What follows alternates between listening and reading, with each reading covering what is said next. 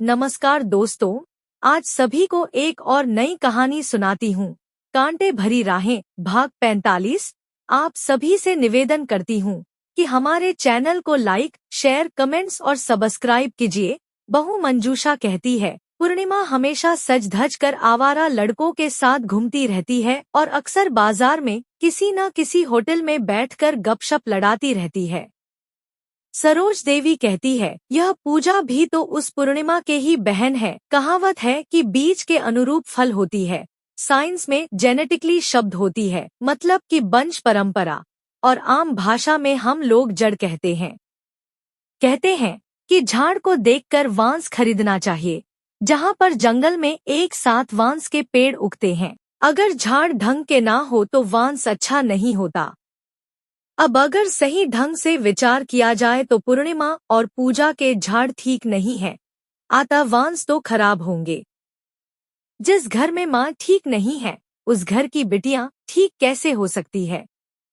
इसलिए तो कहते हैं कि फेसबुक या सोशल साइट्स जरिए रिश्ता सही नहीं होता, मगर लड़के लोग मानते कहाँ है। आजकल बड़े बुजुर्गों को तो देखने को मौका ही नहीं देते।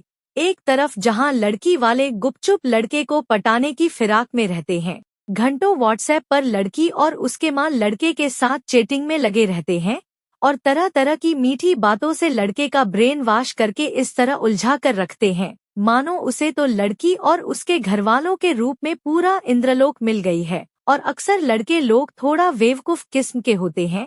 ऐसे में लड़की वालों के बातों में ऐसे फंसते हैं कि उन्हें तो लगता है कि यही एक परिवार है जो दुनिया में सबसे ज्यादा क्वालिफाइड और स्मार्ट तथा समझदार हैं। उस समय उसे तो अपने माता पिता भी अनपढ़ और गंवार दिखाई देता है। अगर माता पिता ने कुछ कहा तो उल्टा माता पिता को ही अनसोशल और अनपढ़ गंवार कहकर चुप करवा दिया करता है और उसके नतीजे आखिर में उसको ही भुगतना पड़ता है। लड़की वाले अक्सर लड़कों के घर को तोड़ने की फिराक में रहते हैं ताकि उनके बेटी सास ससुर से दूर केवल अपने पति संग रहे। और आजकल अक्सर ऐसे ही देखने को मिल रहा है कि बेटा अपने पत्नी को लेकर घर से अलग फ्लैट में रहता है या तो ससुराल में रहता है, मगर उन्हें नहीं मालूम कि उनके साथ भी कभी ऐसा हो सकता है। मगर आजकल अक्सर सभी के घर में इकलौती बेटी है, ऐसे में वह लोग लड़के वाले पर इस कदर हावी हो जाते हैं कि लड़के का जिना ही दुश्वार कर देते हैं। तभी तो रोज जितना शादी होती है उससे ज्यादा डिवोर्स केस दर्ज होती है। वार्तालाप के बीच सावित्री देवी कहती है, ऐसे भी आजकल ज्यादातर जगह कहें या घरों में तोड़ फोड़ की साजिश ज्यादा होती है। चाहे राजनैतिक माहौल कहें या बेटी दामाद के घर कहाँ जाएं, बात एक सी हो गई है। कल को मैं भागवत कथा सुनने को गई थी। वहाँ पर महाराज जी ने कहने लगे, पहले के जमाने में बेटी के शादी में माता पिता अपने कन्या को दान कर देते थे, तभी इसे कन्या दान कही जाती है।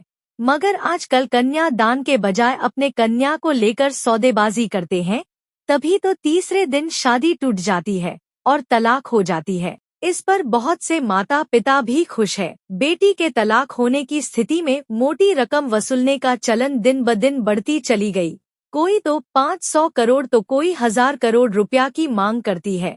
एक औरत ने तो तलाक लेने के पश्चात अपने पति से महीने की 6 लाख रुपया परिवार की मेंटेनेंस खर्च मांग कर कोर्ट में अर्जी दाखिल कर दी। समाप्त। कहानी के अगले भाग के लिए हमारे साथ बने रहिए। धन्यवाद।